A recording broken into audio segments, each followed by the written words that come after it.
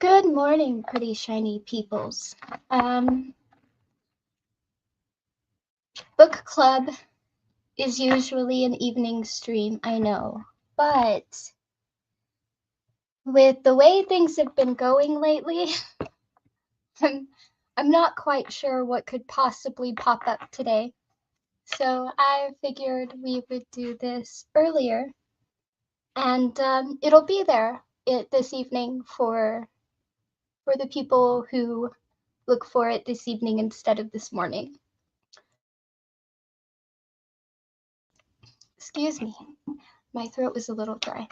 Um, as always, I have dogs and they like to be loud and notify me of anything that moves. And the older one, my princess,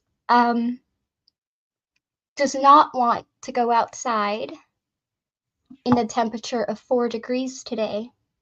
And so she has a habit of going to the French doors by the most echoey part of the house and barking very, very loudly. So my apologies if and when that occurs. That being said, there should be noticeably less foot traffic in my house this morning. Yes, so there's that.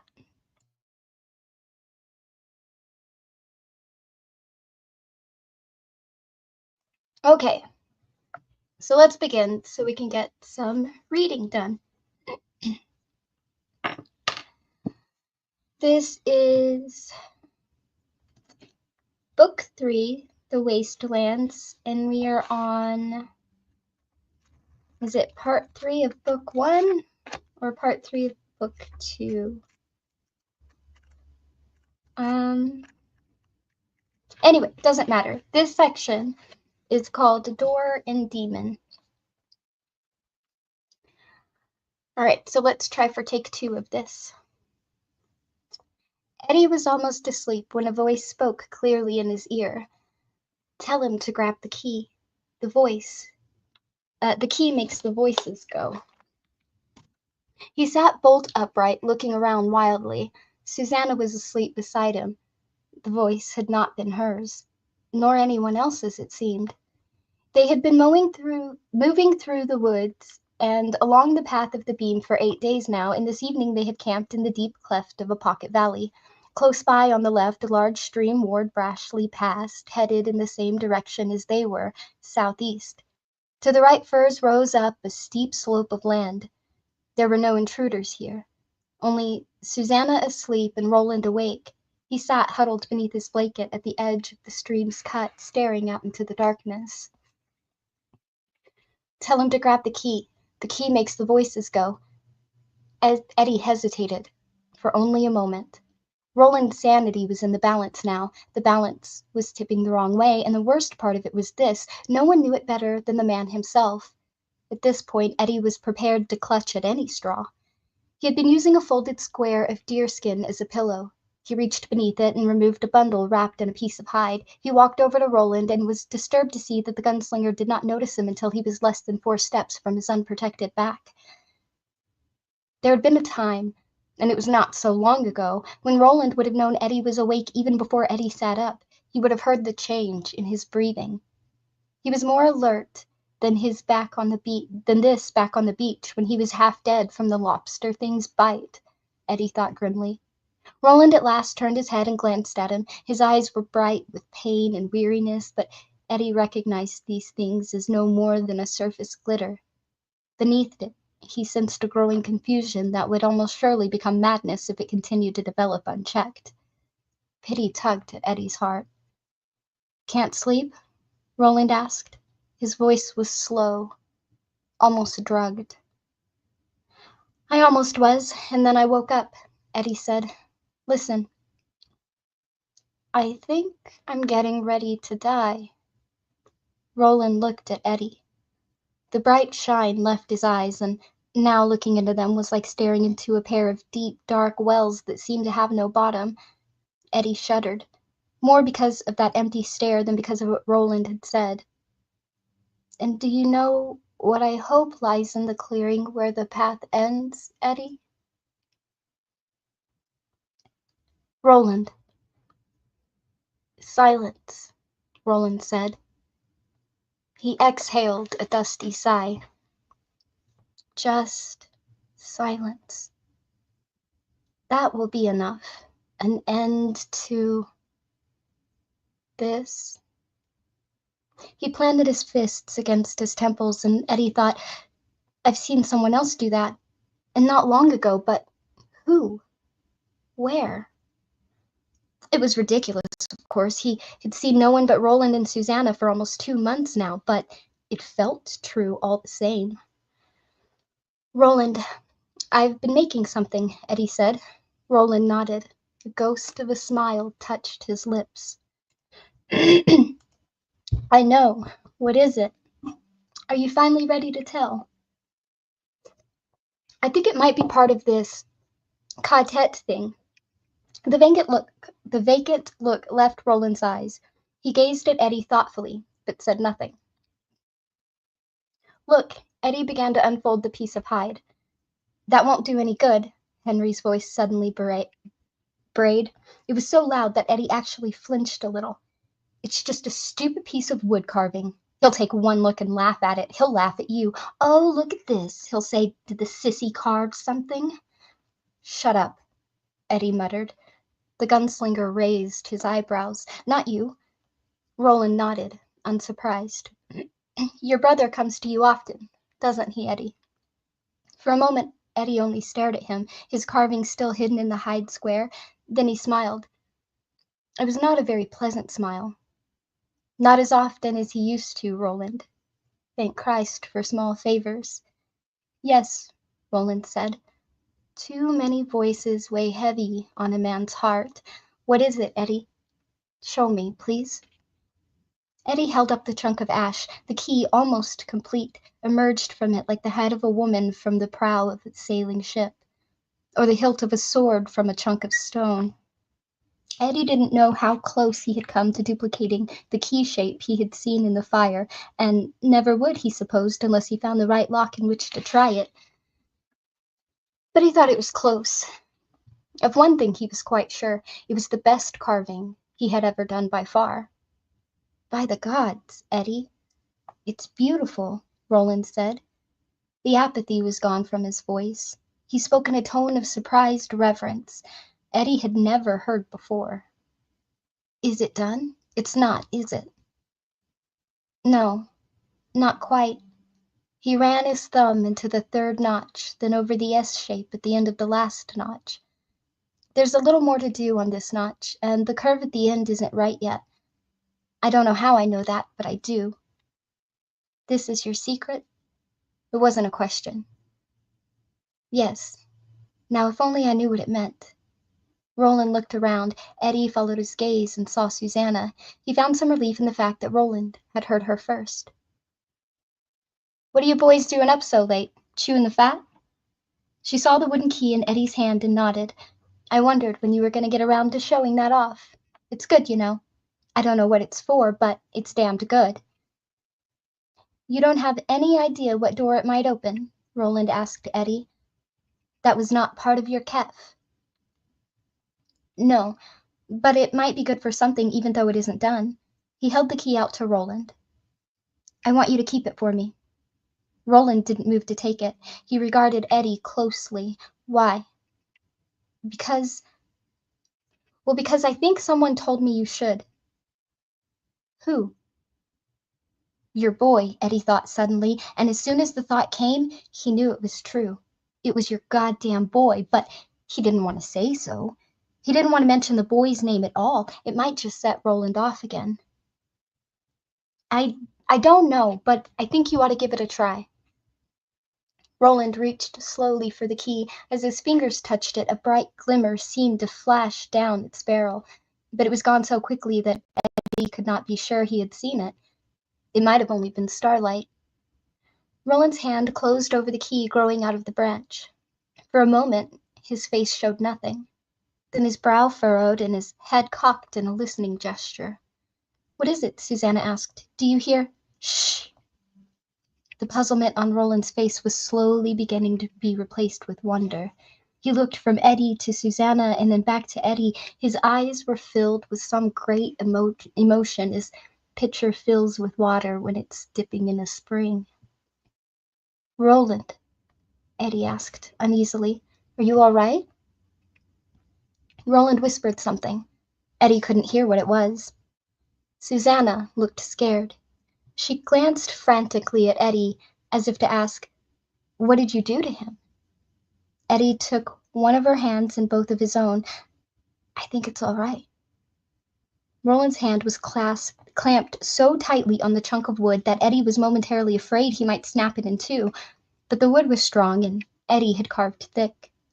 The gunslinger's throat bulged, his Adam's apple rose and fell as he struggled with speech, and suddenly he yelled at the sky in a fair, strong voice, "Gone! The voices are gone!" He looked back at them. Eddie saw something he had never expected to see in his life, not even if that life stretched over 1,000 years. Roland of Gilead was weeping. The gunslinger slept. My goodness. The gunslinger slept soundlessly and dreamlessly that night for the first time in months, and he slept with the not quite finished key clenched tightly in his hand. In another world, but beneath the shadow of the same quartet, Jake Chambers was having the most vivid dream of his life. He was walking through the tangled remains of an ancient forest, a dead zone of fallen trees and scruffy, aggravating bushes that bit his ankles and tried to steal his sneakers. He came to a thin belt of younger trees, alders, he thought, or perhaps beeches. He was a city boy, and the only thing he knew for sure about trees was that some had leaves and some had needles, and discovered a path through them. He made his way along this, moving a little faster. There was a clearing of some sort up ahead. He stopped once before reaching it when he spied some sort of stone marker to his right. He left the path to look at it.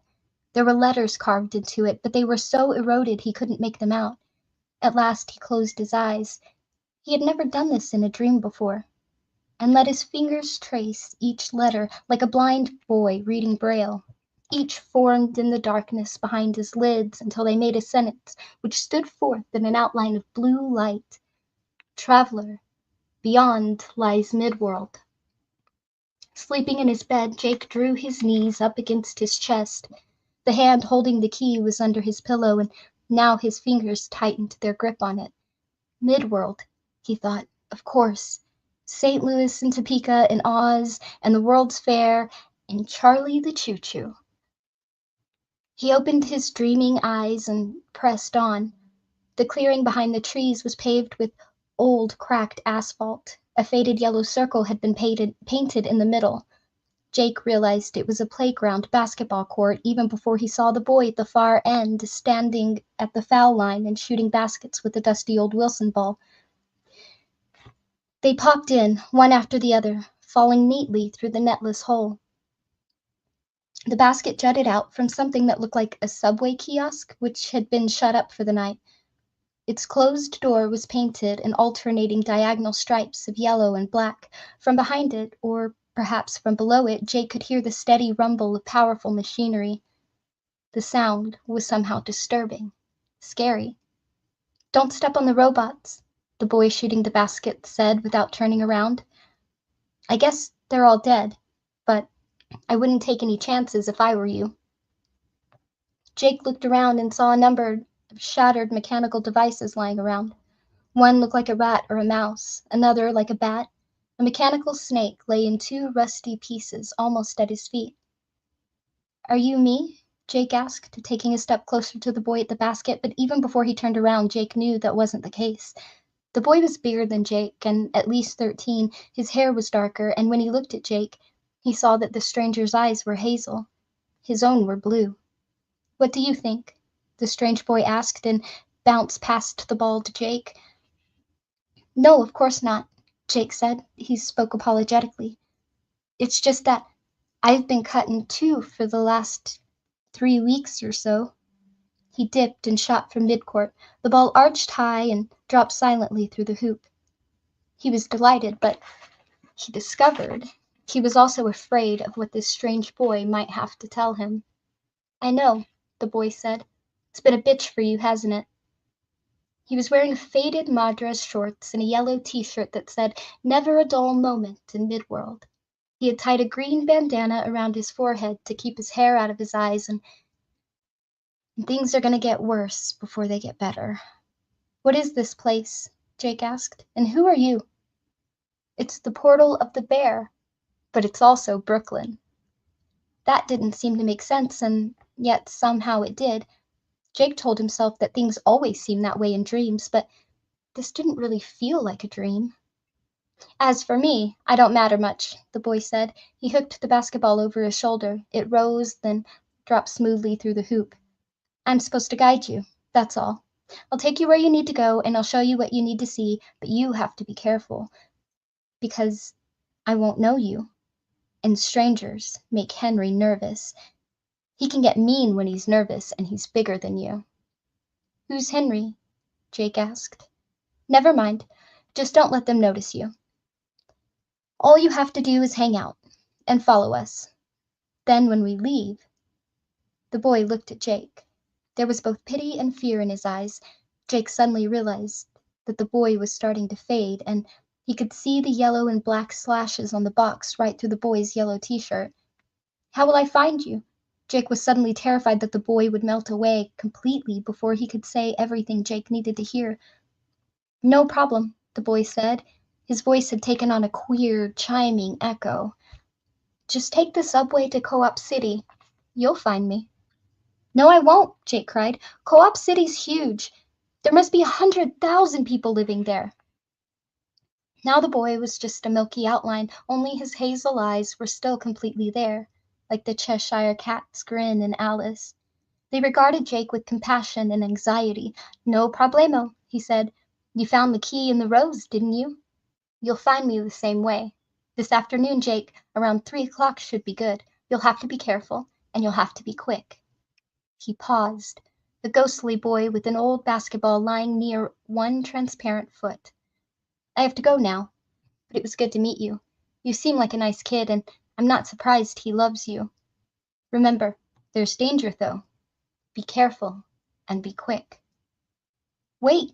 Jake yelled and ran across the basketball court toward the disappearing boy. One of his feet struck a shattered robot that looked like a child's toy tractor. He stumbled and fell to his knees, shredding his pants. He ignored the thin burn of pain. Wait! You have to tell me what all this is about. You have to tell me why these things are happening to me. Because of the beam. The boy was only now a pair of floating eyes replied. And because of the tower. In the end, all things, even the beams, serve the Dark Tower. Did you think you would be any different? Jake flailed and stumbled to his feet. Will I find him? Will I find the gunslinger? I don't know, the boy answered. His voice now seemed to come from 1,000,000 miles away. I only know you must try. About that you have no choice. The boy was gone. The basketball court in the woods was empty. The only sound was the faint rumble of machinery, and Jake didn't like it. There was something wrong with that sound, and he thought that what was wrong with the machinery was affecting the rose, or vice versa. It was all hooked together somehow. He picked up the old, scruffed-up basketball and shot. It went neatly through the hoop and disappeared. River, the strange boy's voice sighed. It was like a puff of breeze. It came from nowhere and everywhere. The answer is a river. Jake woke in the first milky light of dawn, looking up at the ceiling of his room. He was thinking of the guy in the Manhattan Restaurant of the Mind, Aaron Depnew, who'd been hanging around on Bleecker Street back when Bob Dylan only knew how to blow open G on his horner. Aaron Depnew had given Jake a riddle. What can run but never walks, has a mouth but never talks, has a bed but never sleeps, has a head but never weeps? Now he knew the answer.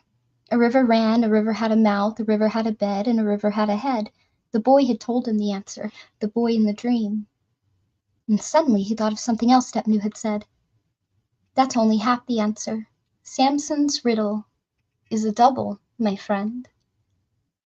Jake glanced at his bedside clock and saw it was 6:20. It was time to get moving if he wanted to be out of here before his parents woke up. There would be no school for him today. Jake thought that maybe, as far as he was concerned, school had been canceled forever. He threw back the bedclothes, swung his feet out onto the floor, and saw there were scrapes on both knees. Fresh scrapes. He had bruised his left side yesterday when he slipped on the bricks and fell, and he had banged his head when he fainted near the rows, but nothing had happened to his knees. That happened in the dream, Jake whispered, and found he wasn't surprised at all. He began to dress swiftly. In the back of his closet, under a jumble of old laceless sneakers and a heap of Spider-Man comic books, he found the pack-sack he had worn to grammar school. No one would be caught dead with a pack-sack at Piper. How too common, my dear. And as Jake grabbed it, he felt a wave of powerful nostalgia for those old days when life had seemed so simple. He stuffed a clean shirt, a clean pair of jeans, some underwear and socks into it, then addled Riddle-Dee-Dum and Charlie the Choo-Choo. He had put the key on his desk before foraging in the closet for his old pack, and the voices came back at once, but they were distant and muted. Besides, he felt sure he could make them go away completely by holding the key again, and that eased his mind. Okay, he thought, looking into the pack. Even with the books added, there was still plenty of room left. What else? For a moment he thought there was nothing else, and then he knew. His father's study smelled of cigarettes and ambition. It was dominated by a huge teakwood desk across the room, set in a wall otherwise lined with books, were 3 Mitsubishi television monitors. Each was tuned to one of the rival networks, and at night, when his father was in here, each played out its progression of prime-time images with the sound off. The curtains were drawn, and Jake had to turn on the desk lamp in order to see. He felt nervous just being in here, even wearing sneakers. If his father should wake up and come in, and it was possible no matter how late he went to bed or how much he drank, Elmer Chambers was a light sleeper and an early riser. He would be angry, and at the very least it would make a clean getaway much tougher. The sooner he was out of here, the better Jake would feel. The desk was locked, but his father had never made any secret of where he kept the key. Jake slid his fingers under the blotter and hooked it out. He opened the third drawer, reached past the hanging files, and touched cold metal. The board creaked in the hall, and he froze. Several seconds passed. When the creak didn't come again, Jake pulled out the weapon his father kept for home defense, a .44 Ruger automatic. His father had shown this weapon to Jake with great pride on the day he had bought it. 2 years ago, that had been. He had been totally deaf to his wife's nervous demands that he put it away before someone got hurt. Jake found the button on the side that released the clip. It fell out into his hand with a metallic snack sound that seemed very loud in the quiet apartment. He glanced nervously toward the door again, then turned his attention to the clip. It was fully loaded. He started to slide it back into the gun, and then took it out again. Keeping a loaded gun in a locked desk drawer was one thing. Carrying one around New York City was quite another. He stuffed the automatic down to the bottom of his pack. Then he felt behind the hanging files again. This time, he brought out a box of shells about half full. He remembered his father had done some target shooting at the police range on First Avenue before losing interest. The board creaked again. Jake wanted to get out of there. He removed one of the shirts he had packed, laid it on his father's desk, and rolled up the clip and the box of .44 slugs in it. Then he replaced it in the pack and used the buckles to snug down the flap. He was about to leave when his eyes fixed on the little pile of stationery sitting beside his father's in-out tray. The reflectorized Ray-Ban sunglasses his father liked to wear were folded on top of the stationery. He took a sheet of paper and, after a moment's thought, the sunglasses as well. He slipped the shades into his breast pocket, then he removed the slim gold pin from its stand and wrote, "Dear Dad and Mom," beneath the letterhead. He stopped, frowning at the salutation. What went below it? What exactly did he have to say? That he loved them? It was true, but it wasn't enough. There were all sorts of unpleasant truths stuck through the central one, like steel needles jabbing into a ball of yarn. That he would miss them? He didn't know if that was true or not, which was sort of horrible.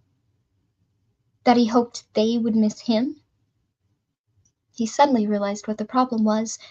If he were planning to be gone just for today, he would be able to write something, but he felt a near certainty that it wasn't just today, or this week, or this month, or this summer. He had an idea that when he walked out of the apartment this time, it would be for good. He almost crumpled the sheet of paper, then changed his mind. He wrote, "Please take care of yourselves. Love, Jay." That was pretty limp, but at least it was something. Fine. Now you will stop pressing your luck and get out of here. He did.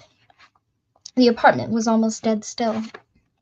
He tiptoed across the living room, hearing only the sounds of his parents' breathing, his mother's soft little snores, his father's more nasal respiration, where every indrawn breath ended in a slim, high whistle. The refrigerator kicked on as he reached the entryway, and he froze for a moment, his heart thumping hard in his chest. Then he was at the door. He unlocked it as quietly as he could, and then stepped out and pulled it gently shut behind him. The stone seemed to roll off his heart as the latch snicked, and the strong sense of anticipation seized him. He didn't know what lay ahead, and he had reason to believe it would be dangerous. But he was 11 years old, too young to deny the exotic delight which suddenly filled him. There was a highway ahead, a hidden highway leading deep into some unknown land. There were secrets which might disclose themselves to him if he was clever. And if he was lucky. He had left his home in the long light of dawn, and what lay ahead was some great adventure. If I stand, if I can be true, I'll see the rose, he thought. And he pushed the bottom for the elevator. I know it. And I'll see him, too. This thought filled him with an eagerness so great, it was almost ecstasy. 3 minutes later, he stepped out from beneath the awning which shaded the entrance to the building where he had lived all his life. He paused for a moment, then turned left. The decision did not feel random, and it wasn't. He was moving southeast, along the path of the beam, resuming his own interrupted quest for the Dark Tower.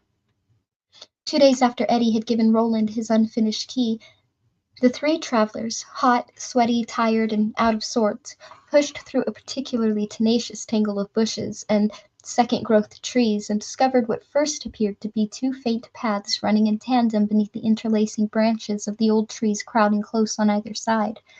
After a few moments of study, Eddie decided they weren't just paths, but the remains of a long-abandoned road. Bushes and stunted trees grew like untidy quills along what had been its crown. The grassy indentations were wheel ruts, and either of them was wide enough to accommodate Susanna's wheelchair. "Hallelujah!" he cried. "Let's drink to it." Roland nodded and unslung the water skin he wore around his waist. He first handed it up to Susanna, who was riding in her sling on his back. Eddie's key, now looped around Roland's neck on a piece of rawhide, shifted beneath his shirt with each movement. She took a swallow and passed the skin to Eddie. He drank and then began to unfold her chair. Eddie had come to hate this bulky contraption. It was like an iron anchor, always holding them back, except for a broken spoke or two. It was still in fine condition. Eddie had days when he thought the goddamn thing would outlast all of them. Now, however, it might be useful. For a while, at least. Eddie helped Susanna out of the harness and placed her in the chair. She put her hands against the small of her back, stretching, and grimaced with pleasure. Both Eddie and Roland heard the small crackle her spine made as it stretched. Up ahead, a large creature that looked like a badger crossed with a raccoon ambled out of the woods. It looked at them with its large, gold-rimmed eyes, twitched its sharp, whiskery snout as if to say, "Big deal," then strolled the rest of the way across the road and disappeared again. Before it did, Eddie noted its tail. Long and closely coiled, it looked like a fur-covered bedspring. "What was that, Roland?" "Billy Bumbler. No good to eat?" Roland shook his head. "Tough, sour. I'd rather eat dog." "Have you?" Susanna asked. "Eaten dog, I mean." Roland nodded, but did not elaborate. Eddie found himself thinking of a line from an old Paul Newman movie. "That's right, lady. Eaten 'em and lived like one." Birds sang cheerily in the trees. A light breeze blew along the road. Eddie and Susanna turned their faces up to it gratefully, then looked at each other and smiled. Eddie was struck again by his gratitude for her. It was scary to have someone to love, but it was also very fine. "Who made this road?" Eddie asked. "People who have been gone a long time," Roland said. "The same one who made the cups and the dishes we found?" Susanna asked. "No, not them. This used to be a coach road, I imagine. And if it's still here after all these years of neglect, it must have been a great one indeed. Perhaps the great road. If we dug down, I imagine we'd find the gravel under surface and maybe the drainage system as well. As long as we're here, let's have a bite to eat." "Food!" Eddie cried. "Bring it on.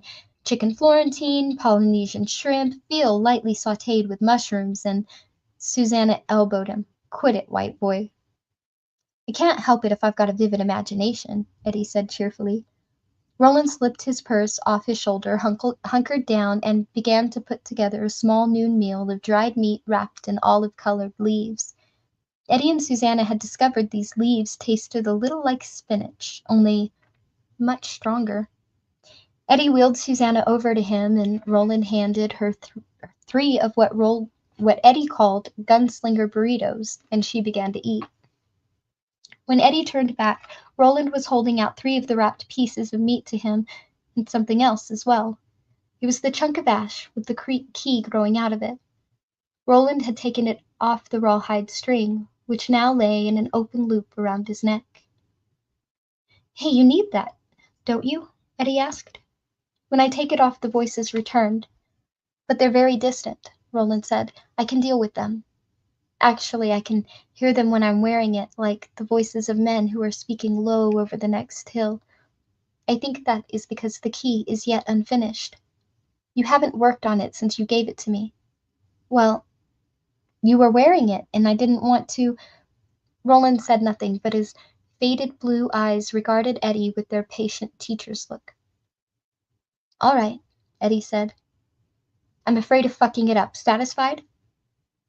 "According to your brother, you fuck everything up, isn't that right?" Susanna asked. "Susanna Dean, girl psychologist, you missed your calling, sweetheart." Susanna wasn't offended by the sarcasm. She lifted the water skin with her elbow, like a redneck tipping a jug, and drank deeply. "It's true, though, isn't it?" Eddie, who realized he hadn't finished the slingshot either, not yet at least, shrugged. "You have to finish it," Roland said mildly. "I think the time is coming when you'll have to put it to use." Eddie started to speak, then closed his mouth. It sounded easy when you said it right out like that, but neither of them really understood the bottom line. The bottom line was this: 70% or 80% or even 98.5% just wouldn't do. Not this time. And if he did screw it up, he couldn't just toss the thing over his shoulder and walk away. For one thing, he hadn't seen another ash tree since the day he cut this particular piece of wood. But mostly, the thing that was fucking him up was just this. It was all or nothing. If he messed up even a little, the key wouldn't turn when they needed it to turn, and he was increasingly nervous about the little squiggle at the end. It looked simple, but if the curves weren't exactly right. It won't work the way it is now, though. That much you do know. He sighed, looking at the key. Yes, that much he did know. He would have to try to finish it. His fear of failure would make it even harder than it maybe had to be, but he would have to swallow the fear and try anyway. Maybe he could even bring it off. God knew he had brought off a lot in the weeks since Roland had entered his mind on a Delta jet bound to JFK Airport. That he was still alive and sane was an accomplishment in itself. Eddie handed the key back to Roland. "Wear it for now," he said, "and I'll go back to work when we stop for the night." "Promise?" "Yeah." Roland nodded, took the key, and began to reknot the rawhide string. He worked slowly, but Eddie did not fail to notice how dexterously the remaining fingers on his right hand moved. The man was nothing if not adaptable. "Something is going to happen, isn't it?" Susanna asked suddenly. Eddie glanced up at her. What makes you say so? I sleep with you, Eddie, and I know you dream every night now. Sometimes you talk, too. They don't seem like nightmares exactly, but it's pretty clear that something is going on inside your head. Yes, something is. I just don't know what. Dreams are powerful, Roland remarked. You don't remember the ones you're having at all. Eddie hesitated. A little, but they're confused. I'm a kid again, I know that much. It's after school. Henry and I are shooting hoops at the old Markery Avenue playground, where the juvenile court building is now. I want Henry to take me to see a place over in Dutch Hill, an old house. The kids used to call it the mansion, and everyone said it was haunted. Maybe it even was. It was creepy, I know that much. Real creepy. Eddie shook his head, remembering. I thought of the mansion for the first time in years when we were in the bears clearing, and I put my head close to that weird box. I don't know. Maybe that's why I'm having the dream. But you don't think so, Susanna said. No, I think whatever's happening is a lot more complicated than just remembering stuff. Did you and your brother actually go into this place? Roland asked. Yeah, I talked him into it. And did something happen? No, but it was scary. We stood there and looked at it for a while, and Henry teased me, saying he was going to make me go in and pick up a souvenir, stuff like that. But I knew he didn't really mean it. He was as scared of the place as I was. And that's it? Susanna asked.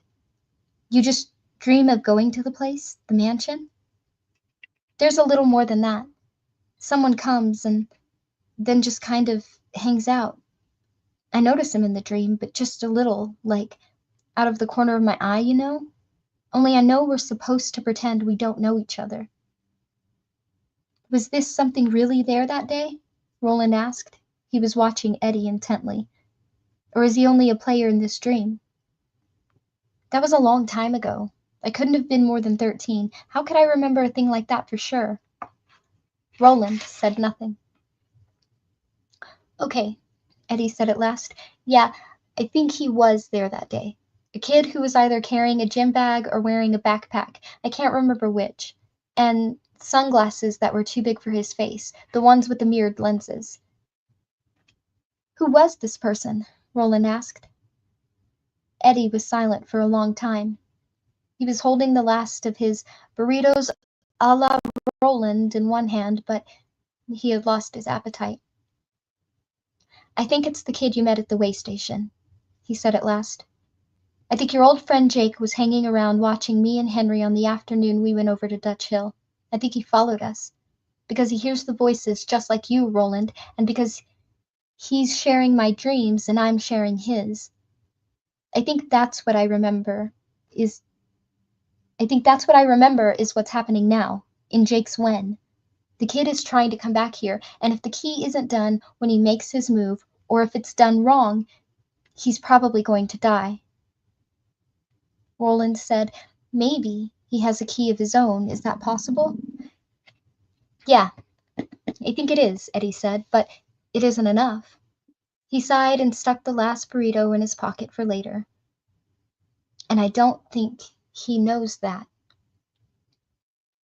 They moved along, Roland and Eddie trading off on Susanna's wheelchair. They picked the left-hand wheel rut. The chair bumped and pitched, and every now and then Eddie and Roland had to lift it over the cobbles which stuck out of the dirt here and there like old teeth. They were still making faster, easier time than they had in a week, however. The ground was rising, and when Eddie looked over his shoulder, he could see the forest sloping away in what looked like a series of gentle steps. Far to the northwest, he could see a ribbon of water spilling over a fractured rock face. It was, he realized with wonder, the place they had dubbed the shooting gallery. Now it was almost lost behind them in a haze of this dreaming summer afternoon. Whoa down, boy, Susanna called sharply. Eddie faced forward again just in time to keep from pushing the wheelchair into Roland. The gunslinger had stopped and was peering into the tangled bushes at the left of the road. You keep that up. I'm going to revoke your driver's license, Susanna said wistfully. Eddie ignored her.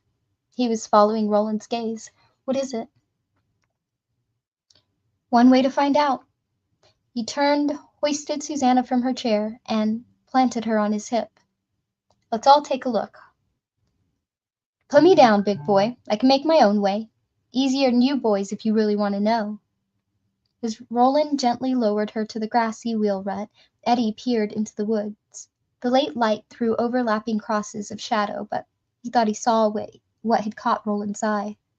It was a tall, gray stone, almost completely hidden in the shag of vines and creepers. Susanna slipped into the woods at the side of the road with eerie sinuousness. Roland and Eddie followed. It's a marker, isn't it? Susanna was propped on her hands, studying the rectangular chunk of rock. It had once been straight, but now it leaned drunkenly to the right, like an old gravestone. Yes. Give me my knife, Eddie. Eddie handed it over, then hunkered next to Susanna as the gunslinger cut away the vines. As they fell, he could see eroded letters carved into the stone, and he knew what they said before Roland had uncovered even half the inscription. Traveler, beyond lies Midworld. What does it mean? Susanna asked at last. Her voice was soft and awestruck. Her eyes ceaselessly measured the gray stone plinth. It means that we're nearing the end of this first stage. Roland's face was solemn and thoughtful as he handed the knife back to Eddie. I think that we'll keep to this old coach road now, or rather, it will keep to us. It has taken up the path of the beam. The woods will end soon. I expect a great change. What is Midworld? Eddie asked. One of the large kingdoms which dominated the earth in the times before these. A kingdom of hope and knowledge and light. The sort of things we were trying to hold on to in my land before the darkness overtook us as well. Someday, if there's time, I'll tell you all the old stories. The ones I know, at least.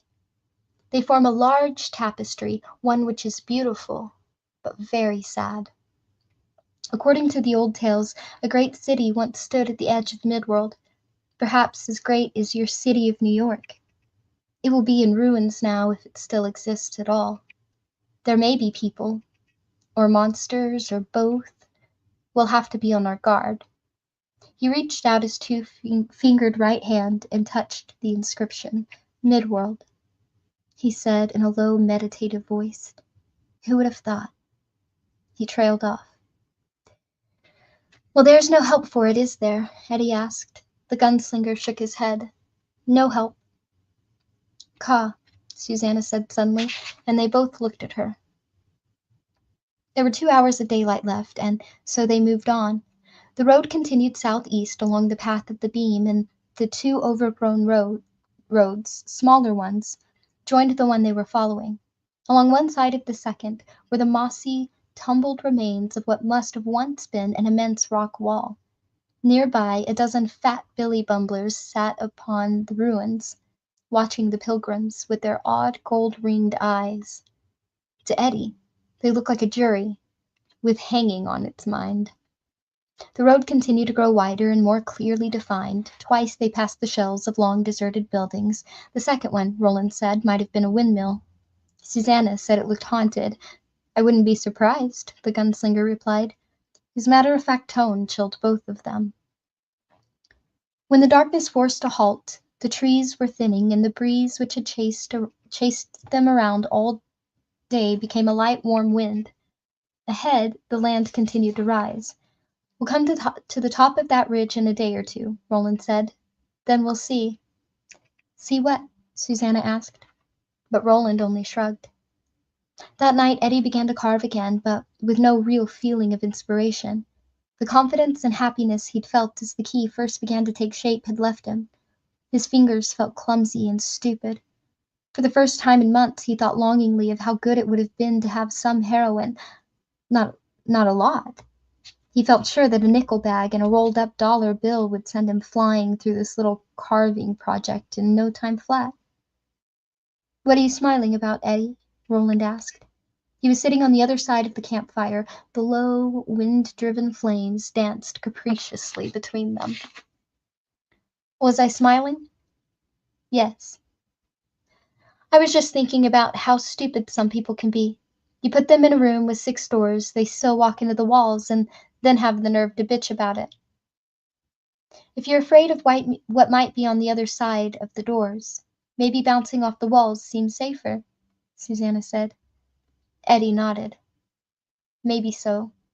He worked slowly, trying to see the shapes in the wood, that little S shape in particular. He discovered it had become very dim. Please, God, help me not to fuck this up, he thought, but he was terribly afraid that he had already begun to do just that. At last he gave up, returned the key, which he had barely changed at all, to the gunslinger, and curled up beneath one of the hides. 5 minutes later, the dream about the boy in the old Markery Avenue playground had begun to unspool again. Jake stepped out of his apartment building at about 6:45, which left him with over 8 hours to kill. He considered taking the train out to Brooklyn right away, then decided it was a bad idea. A kid out of school was apt to attract more attention in the hinterlands than in the heart of a big city, and if he really had to search for the place and the boy he was supposed to meet there, he was cooked already. No problemo, the boy in the yellow t-shirt and green bandana had said. You found the key in the rose, didn't you? You'll find me the same way. Except Jake could no longer remember just how he had found the key in the rose. He could only remember the joy and the sense of surety which had filled his heart and head. He would just have to hope that would happen again.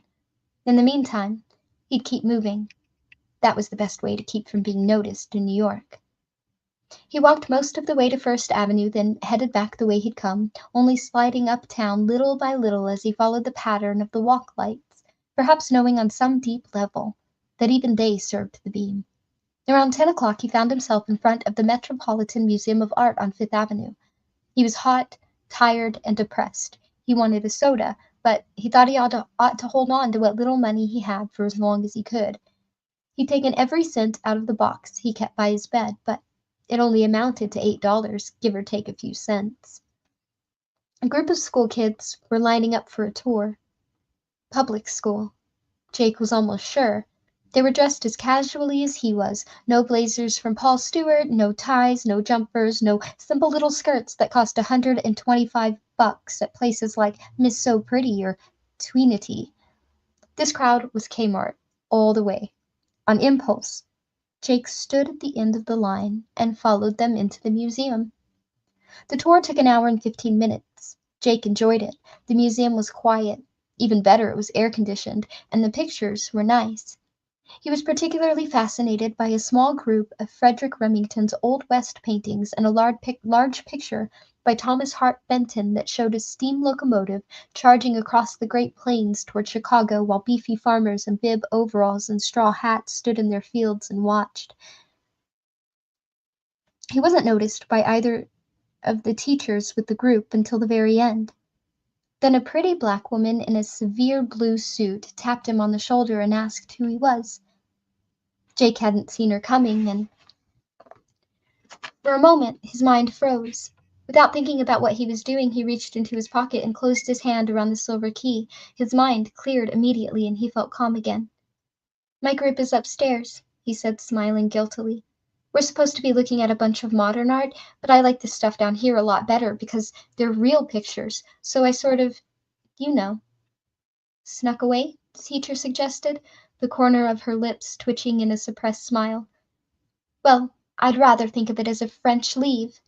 The words simply popped out of his mouth. The students now staring at Jake only looked puzzled. But this time, the teacher actually laughed.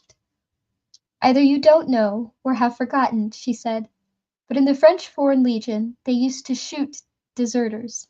I suggest you rejoin your class at once, young man. Yes, ma'am, thank you. They'll be almost done now anyway. What school is it? Markey Academy, Jake said. This also just popped out. He went upstairs, listening to the disembodied echo of footfalls and low voices in the great space of the rotunda and wondering why he had said that. He had never heard of a place called Markery Academy in his life. He waited a while in the upstairs lobby, then noticed a guard looking at him with growing curiosity and decided it wouldn't be wise to wait any longer. He would just have to hope the class he had joined briefly was gone. He looked at his wristwatch, put an expression on his face that he hoped to look like, "Gosh, look at how late it's getting," and trotted back downstairs. The class and the pretty black teacher who had laughed at the idea of a French leave was gone, and Jake decided it might be a good idea to get gone himself. He would walk a while longer, slowly in deference to the heat, and catch a subway. He stopped at a hot dog stand on the corner of Broadway and 42nd, trading in a little of his meager cash supply for a sweet sausage and a nehi. He sat on the steps of the bank building to eat his lunch, and that turned out to be a bad mistake. A cop came walking toward him, twirling his nightstick in a complex series of maneuvers. He seemed to be paying attention to nothing but this. But when he came abreast of Jake, he abruptly shoved his stick back into his loop and turned to him. "Say, hey, big guy," he said, "no school today?" Jake had been wolfing his sausage, but the last bite abruptly stuck in his throat. This was a lousy piece of luck, if luck was all it was. They were in Times Square, sleaze capital of America. There were pushers, junkies, whores, and chicken chasers everywhere, but this cop was ignoring them in favor of him. Jake swallowed with an effort, then said, "It's finals week at my school. I only had one test today, then I could leave." He paused, not liking the bright, searching look in the cop's eyes. "I had permission," he concluded uneasily. "Uh-huh. Can I see some ID?" Jake's heart sank. Had his mother and father already called the cops? He supposed that, after yesterday's adventure, that was pretty likely.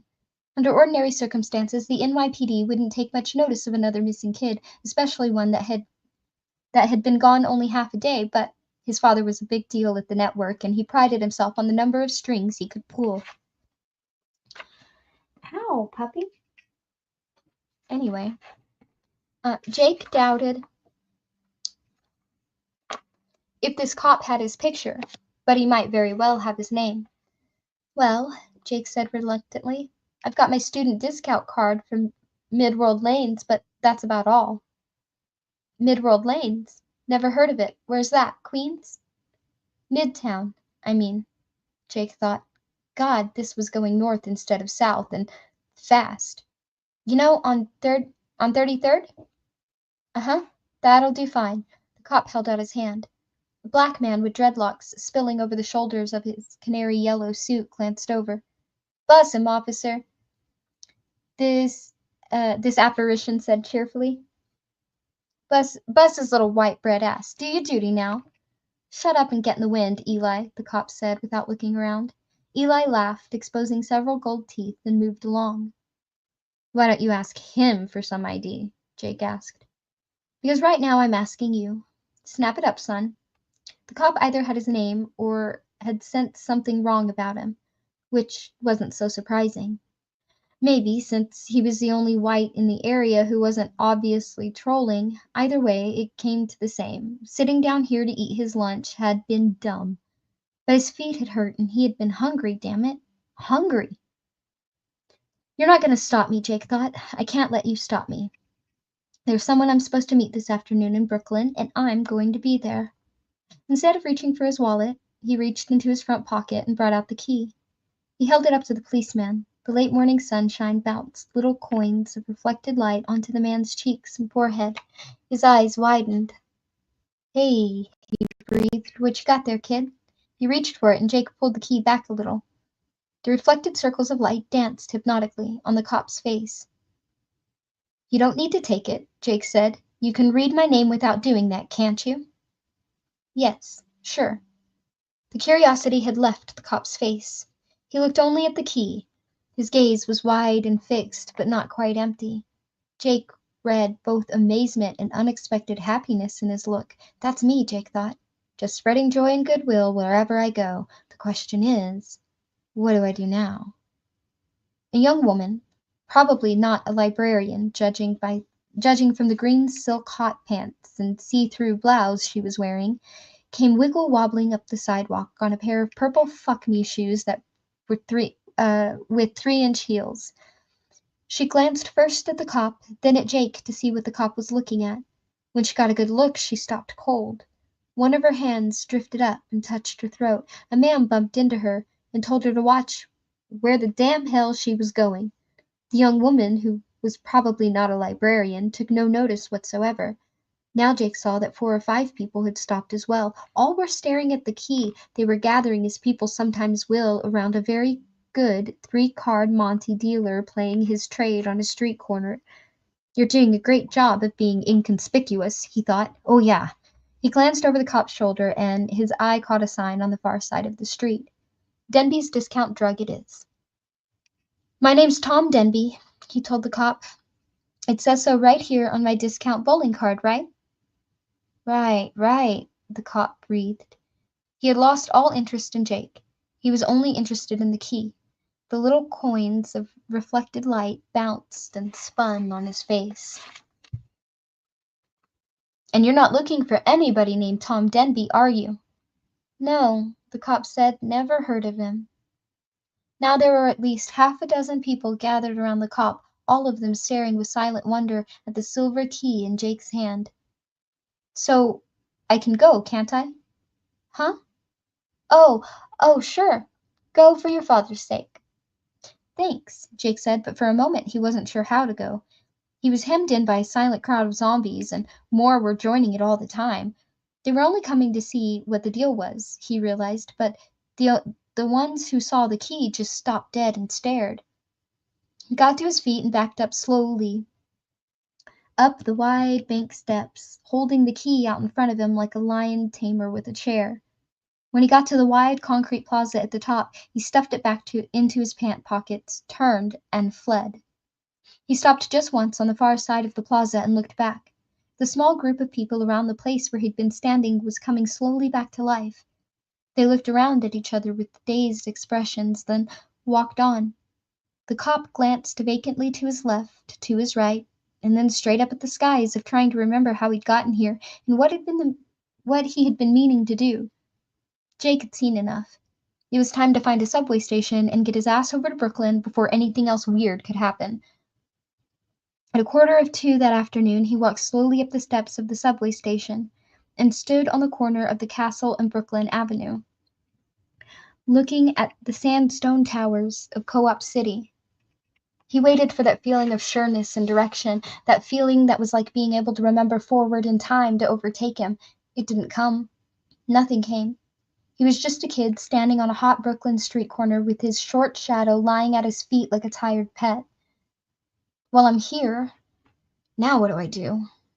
Jake discovered he didn't have the slightest idea. Roland's small band of travelers reached the crest of a long, gentle hill they had been climbing and stood looking southeast. For a long time, none of them spoke. Susanna opened her mouth twice, then closed it again. For the first time in her life as a woman, she was completely speechless. Before them, an almost endless plain dozed in the long golden light of summer afternoon. The grass was lush, emerald green, and very high. Groves of trees with long, slender trunks and wide, spreading tops dotted the plains. Susanna had once seen similar trees, she thought, in a travelogue film about Australia. The road that they had been following swooped down the far side of the hill and then ran straight as a string into the southeast, a bright white lane cutting through the grass. To the west, some miles off, she could see a herd of large animals grazing peacefully. They looked like buffalo. To the east, the last of the forest made a curved peninsula into the grasslands. This incursion was a dark, tangled shape that looked like a forearm with a cocked fist at the end. That was the direction, she realized, in which all the creeks and streams they had encountered had been flowing. They were tributaries of the vast river that emerged from the jutting arm of the forest and flowed, placid and dreaming under the summer sun, toward the eastern edge of the world. It was wide, that river, perhaps 2 miles from bank to bank, and she could see the city. It lay dead ahead, a misty collection of spires and towers rising above the far edge of the horizon. Those airy ramparts might have been 100 miles away, or 200, or 400. The air of this world seemed to be totally clear, and that made judging distances a fool's game. All she knew for sure was that the sight of those dim towers filled her with silent wonder and a deep, aching homesickness for New York. She thought, I believe I'd do most anything to just see the Manhattan skyline from the Triborough Bridge again. Then she had to smile because that wasn't the truth. The truth was that she wouldn't trade Roland's world for anything. Its silent mystery and empty spaces were intoxicating, and her lover was here, in New York, the New York of her own time at least. They would have been objects of scorn and anger, the butt of every idiot's crude, cruel jokes. A black woman of 26, and her white-bread lover who was 3 years younger, and who had a tendency to talk like this and that when he got excited. Her white-bread lover who had been carrying a heavy monkey on his back only 8 months before. Here, there was no one to jeer or laugh. Here, no one was pointing a finger, and here there was only Roland, Eddie, and herself, the world's last 3 gunslingers. She took Eddie's hand and felt it close over hers, warm and reassuring. Roland pointed. That must be the Send River, he said in a low voice. I never thought to see it in my life. Wasn't even sure it was real, like the Guardians. It's so lovely, Susanna murmured. She was unable to take her eyes from the vast landscapes before her, dreaming richly in the cradle of summer. She found her eyes tracing the shadow of the trees, which trailed across the plain for what seemed miles as the sun sank toward the horizon. It's the way our Great Plains must have looked before they were settled, even before the Indians came. She raised her free hand and pointed toward the place where the great road narrowed to a point. There's your city, she said, isn't it? Yes. It looks okay, Eddie said. Is that possible, Roland? Could it still be pretty much intact? Did the old-timers build it that well? Anything is possible in these times, Roland said, but he sounded doubtful.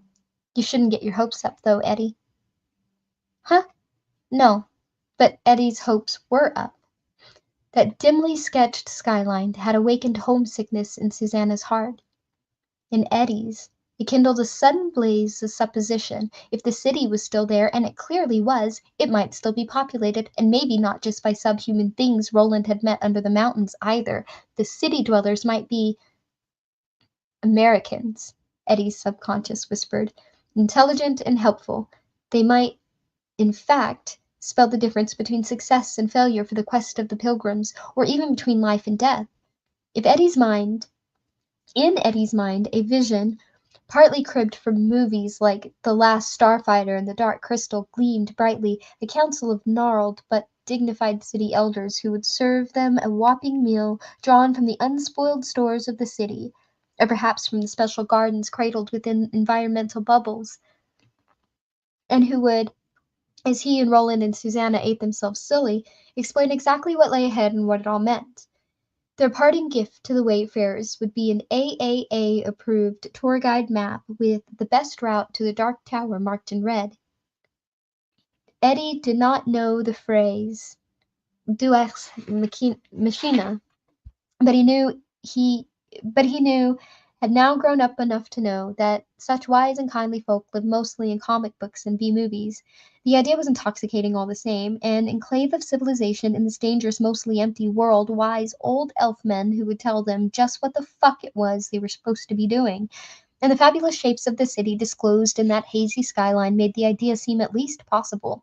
Even if the city was totally deserted, the population wiped out by some long-ago plague or outbreak of chemical warfare, it might still serve them as a kind of giant toolbox, a huge Army-Navy surplus store where they could outfit themselves for the hard passages Eddie was sure must lie ahead. Besides, he was a city boy, born and bred, and the sight of all those tall towers just naturally got him up.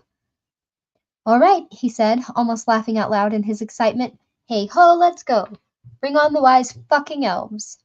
Susanna looked at him, puzzled, but smiling. What you raving about, white boy? Nothin'. Never mind. I just want to get movin'. What do you say, Roland? Want to—" But something on Roland's face, or just beneath it, seemed lost. Dreaming thing caused him to fall silent and put one arm around Susanna's shoulders as if to protect her. After one brief, dismissive glance at the city skyline, Roland's gaze had been caught by something a good deal closer to their current position, something that filled him with disquiet and foreboding. He had seen such things before, and the last time he had come across one, Jake had been with him. He remembered how they finally came out of the desert, the trail of the man in black leading them through the foothills and towards the mountain. Hard going, it had been. But at least there had been water again, and grass. On that night he had awakened to find Jake was gone. He had heard strangled, desperate cries coming from a willow grove hard by a narrow trickle of stream.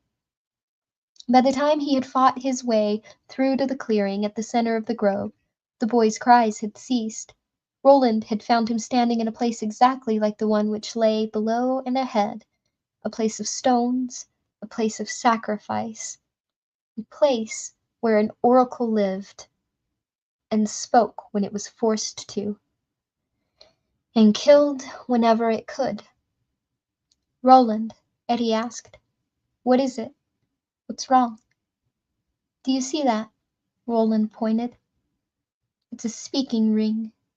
The shapes you see are tall, standing stones. He found himself staring at Eddie, whom he had first met in the frightening but wonderful air carriage of that strange other world where gunslingers wore blue uniforms and there was an endless supply of sugar, paper, and wonderful drugs like Aston. Some strange expression, some foreknowledge was dawning on Eddie's face. The bright hope which had lit his eyes as he surveyed the city whiffed out, leaving him with a look both gray and bleak. It was the expression of a man studying the gallows on which he will soon be hanged. First Jake, and now Eddie, the gunslinger thought. The wheel which turns our lives is remorseless.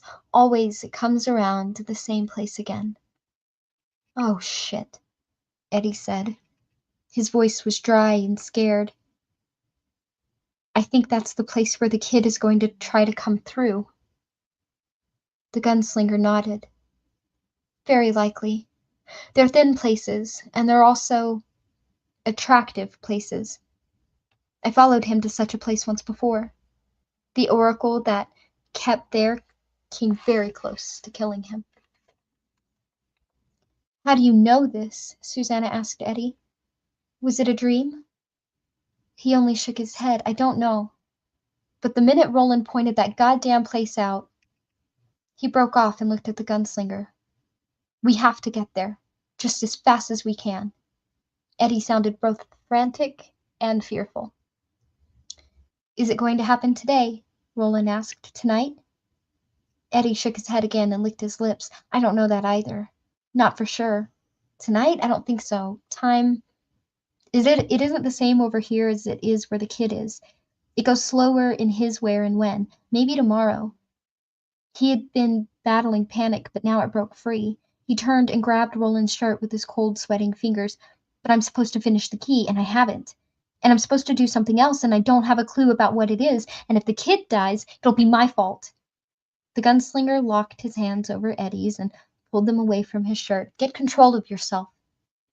Roland, don't you understand? I understand what whining and pulling won't solve your problems. I understand that you have forgotten the face of your father.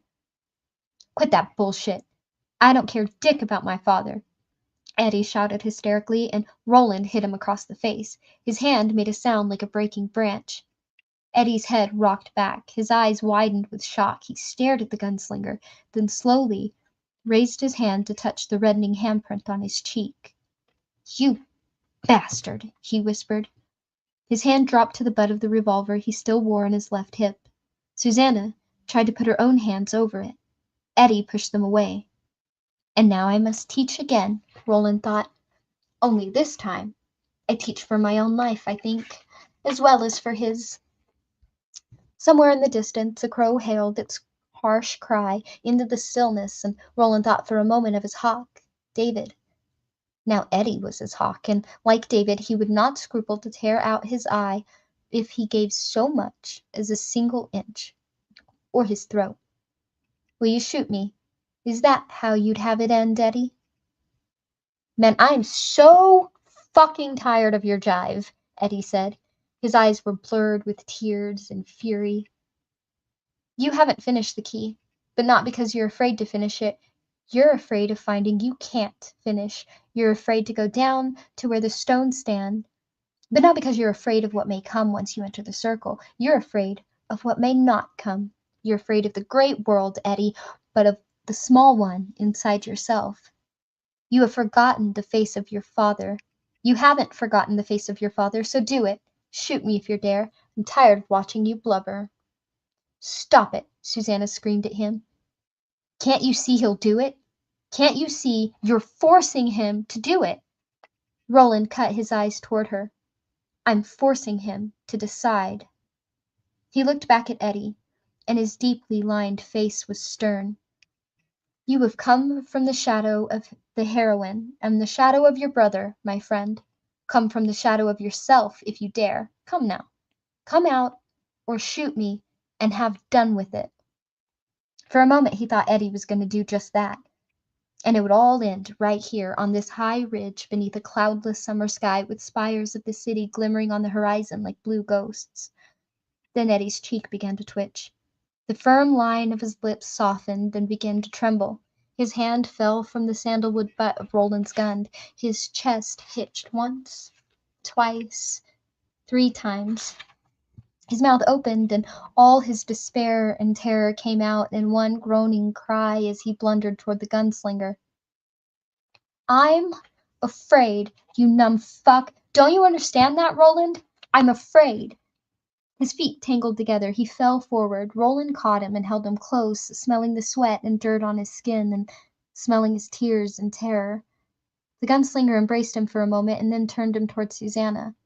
Eddie dropped to his knees beside her chair and his head hung wearily. She put a hand on the back of his neck, pressing his head against her thighs, and said bitterly to Roland, Sometimes I hate you, big white man. Roland placed the heels of his hands against his forehead and pressed hard. Sometimes I hate myself. Don't you ever stop? Doesn't that ever stop you? Roland didn't reply. He looked at Eddie, who lay with his cheek pressed against Susanna's thigh and his eyes tightly shut. His face was a study in misery. Roland fought away the dragging weariness, and that made him want to leave the rest of this charming discussion for another day. If Eddie was right, there was no other day. Jake was almost ready to make his move. Eddie had been chosen to midwife the boy into this world. If he wasn't prepared to do that, Jake would die at the point of entry, as surely as an infant must strangle if the mother rooted is tangled about its neck when the contractions begin. Stand up, Eddie. For a moment he thought Eddie would simply go on crouching there and hiding his face against the woman's leg. If so, everything was lost. And that was Ka, too. Then, slowly Eddie got to his feet. He stood there with everything, hands, shoulders, head, hair hanging not good, but was up. And that was a start. Look at me. Susanna stirred uneasily, but this time she said nothing. Slowly Eddie raised his head and brushed the hair out of his eyes with a trembling hand. This is for you. I was wrong to take it at all, no matter how deep my pain. Roland curled his hand around the rawhide strip and yanked, snapping it. He held the key out to Eddie. Eddie reached for it like a man in a dream, but Roland did not immediately open his hand. Will you try to do what needs to be done? Yes. His voice was almost inaudible. Do you have something to tell me? I'm sorry, I'm afraid. There was something terrible in Eddie's voice, something which hurt Roland's heart, and he supposed he knew what it was. Here was the last of Eddie's childhood, expiring painfully among the 3 of them. It could not be seen, but Roland could hear its weakening cries. He tried to make himself deaf to them. Something else I've done in the name of the tower. My score grows ever longer, and the day when it will all have to be totted up like a long time drunkard's bill in an alehouse draws ever nearer. How will I ever pay? I don't want your apology. Least of all for being afraid, he said. Without fear, what would we be? Mad dogs with foam on our muzzles and shit drying on our hocks. What do you want then? Eddie cried. You've taken everything else, everything I have to give. No, not even that, because in the end I gave it to you. So what else do you want from me? Roland held the key, which was their half of Jake Chambers' salvation, locked in his fist, and said nothing. His eyes held Eddie's, and the sun shone on the green expanse of plain and the blue-gray reach of the Sand River, and somewhere in the distance the crow hailed again across the golden leagues of the fading summer afternoon. After a while, understanding began to dawn in Eddie Dean's eyes. Roland nodded. I have forgotten the face. Eddie paused, dipped his head, swallowed, looked up at the gunslinger once more. The thing which had been dying among them had moved on now. Roland knew it.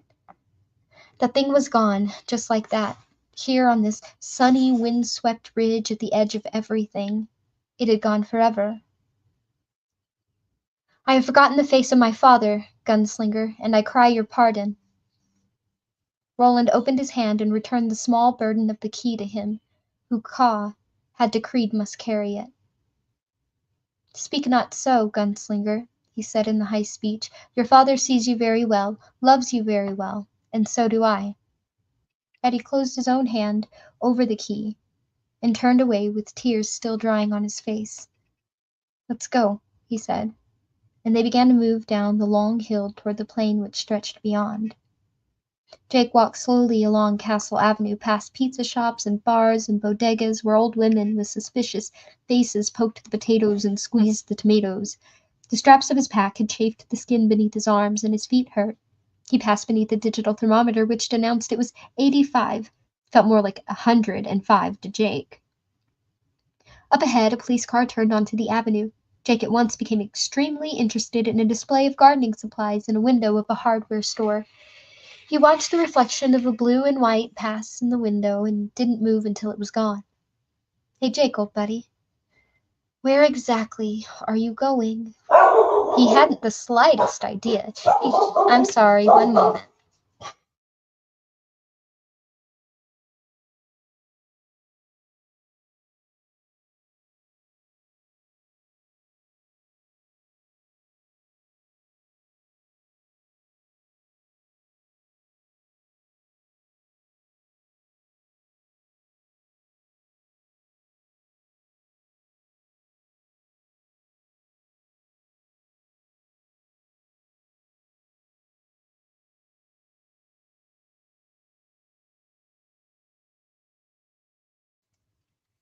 I told you, she wants to bark at everything outside, but it's 4 degrees today and she does not want to go outside. So, my apologies. If it's too bad, let me know and I'll stop and pause, but otherwise I'll try to just keep reading over her.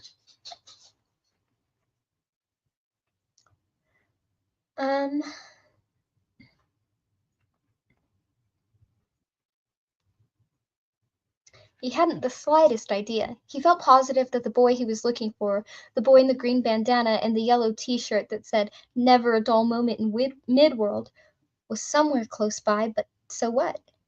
To Jake, he was still nothing but a needle hiding in the haystack which was Brooklyn. He passed an alley which had been decorated with a tangle of spray paint graffiti. Mostly they were names. El Tiante 91, Speedy Gonzales, Motor Van Mike.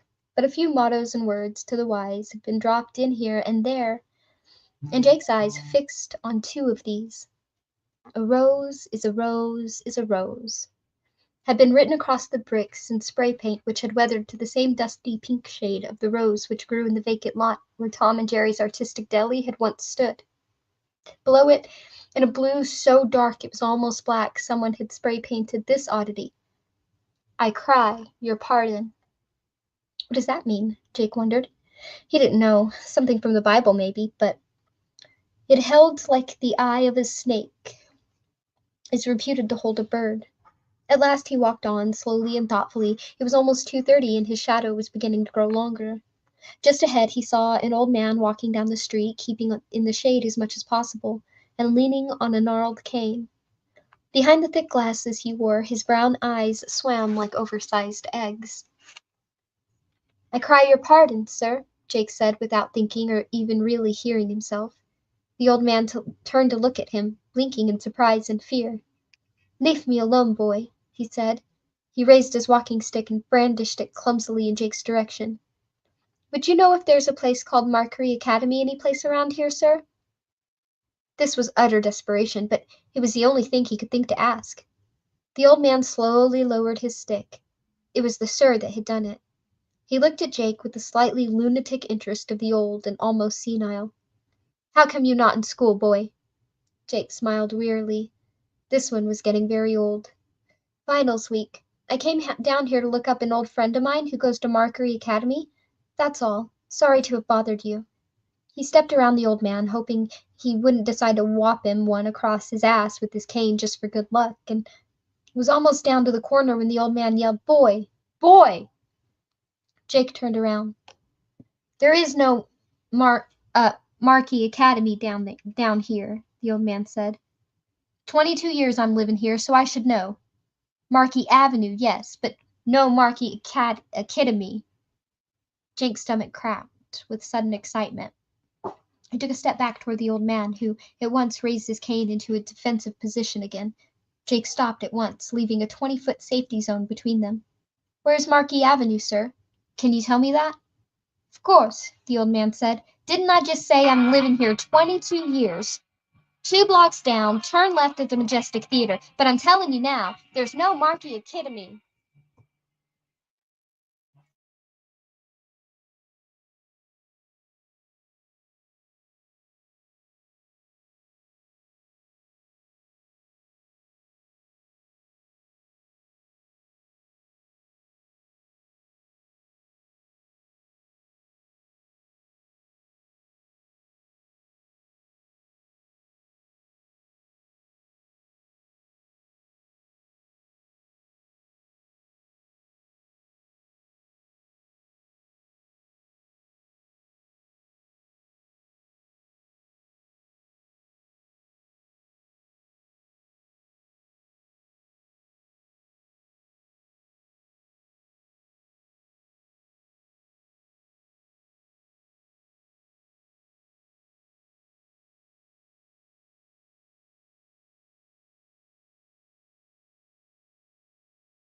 Well, guys, I hear that this stream is going to die for a second. I took that call, and apparently the person who came to bury my line did so, but also did not make the right connections. So they are here to do that again. I am so sorry this keeps fucking happening no matter what I do. But we will be back in just a little bit. Yeah, we'll be back in just a little bit because I can't get through all the barking anyway. So sorry.